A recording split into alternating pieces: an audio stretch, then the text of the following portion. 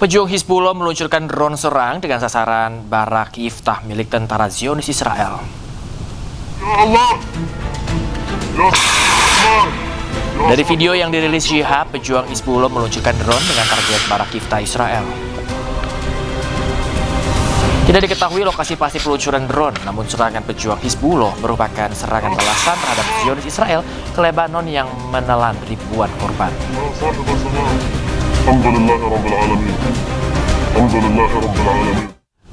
Selain itu, drone kamikaze pejuang Hizbullah di Taibeh, di Lebanon, serang mobil rantis atau kendaraan taktis Zionis Israel. Serangan menghancurkan mobil rantis yang sedang angkut personil Zionis Israel.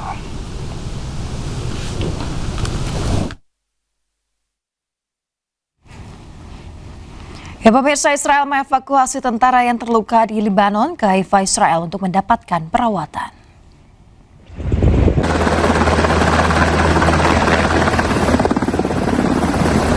Helikopter militer Israel mendarat di landasan helikopter rumah sakit untuk mengevakuasi tentaranya yang terluka akibat perang di Lebanon dengan pejuang Hizbullah. Terlihat tim medis menanduk korban luka untuk mendapatkan perawatan. Sejak pertempuran kembali berkobar, 81 tentara yang terluka telah dirawat di rumah sakit Rambam dari Lebanon, sementara 314 warga sipil lainnya dirawat akibat peristiwa terkait serangan rudal di negara mereka.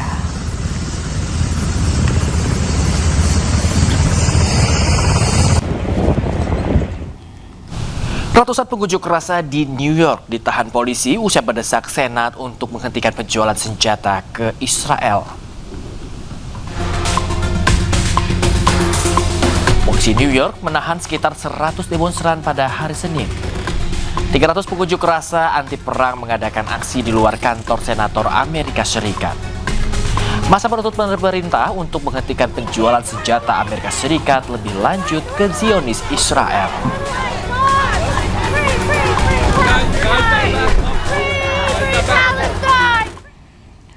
Ratusan warga Spanyol melakukan demo menolak peperangan serta menuntut pemerintah Spanyol untuk keluar dari anggota NATO. Mereka juga menuntut agar tidak ada lagi pangkalan militer milik Amerika Serikat di kawasan Spanyol.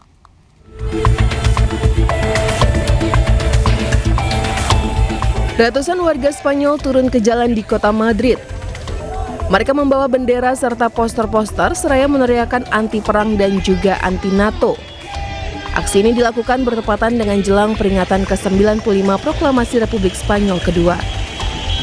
Estamos aquí en las calles de Madrid, una manifestación republicana que sale a las calles para reivindicar una república contra la barbarie del imperio que estamos viviendo hoy en día, con injerencias imperialistas, con guerras imperialistas, asfixias y con agresiones de todo tipo del imperialismo norteamericano contra los pueblos del mundo. Así que desde Madrid salimos a la calle diciendo no a la guerra, no a la OTAN y sí por la soberanía de los pueblos y sí por no a la injerencia y por el derecho de los pueblos a decidir su propio destino y a plantarle cara al imperio en defensa de la clase obrera.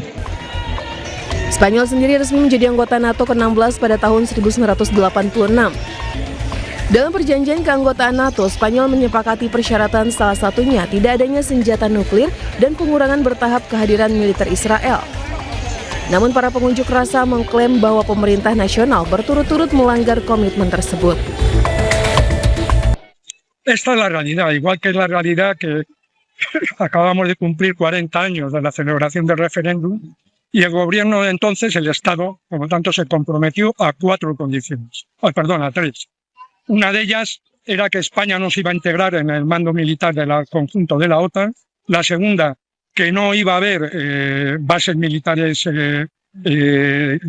estadounidenses en España. Y la tercera, que no se iba a permitir el tránsito o la estancia en España de bombas nucleares. Ninguna de esas 3 condiciones se ha cumplido. Entonces, nosotros queremos reseñar en esta manifestación, precisamente por el ámbito político actual de agresión y de pelea entre los imperialistas, que las condiciones de la política española, ¿no?, en relación con el ámbito internacional, tienen que ser modificadas completamente. Tenemos que hacer una política, como decimos en la manifestación, de guerra contra la guerra imperialista. Sebelumnya, Perdana Menteri Spanyol Pedro Sánchez menolak Amerika Serikat menggunakan pangkalannya untuk menyerang Iran. Hal ini membuat ketegangan hubungan Amerika dengan Spanyol semakin memanas setelah sebelumnya Spanyol menolak untuk menaikkan anggaran pertahanan menjadi 5%, sesuai target yang ditetapkan Amerika Serikat untuk semua sekutu NATO.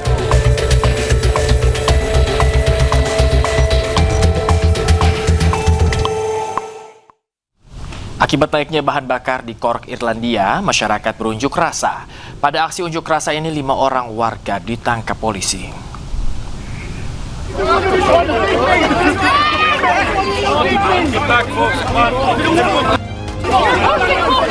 Polisi tangkap 5 warga Irlandia akibat protes kenaikan bahan bakar minyak di Cork, Irlandia. Aksi protes di Cork merupakan bagian dari gelombang demonstrasi yang lebih luas di seluruh Irlandia terkait biaya bahan bakar dan kenaikan biaya hidup. Pemerintah Irlandia kemudian mengumumkan paket bantuan senilai 500 juta euro untuk mendukung mereka yang paling terdampak oleh krisis bahan bakar. So proud of the people that are here today. I couldn't be any prouder. This is Irish and this is Cork, and I know Dublin, every county around the country are doing it, and I am so proud that I can stand with them, they can stand with me, and that's it. Harga solar telah naik lebih dari 20% dalam beberapa pekan terakhir, menyusul gangguan yang terkait dengan konflik yang melibatkan Amerika Serikat, Israel, dan Iran, serta penutupan Selat Hormuz. Ya, pemirsa, Menteri Energi dan Sumber Daya Mineral Bahlil Lahadalia memastikan Indonesia akan mendapatkan jatah minyak mentah dan LPG dari Rusia. Kesepakatan ini dilakukan dalam lawatan Presiden Prabowo Subianto ke Moskow.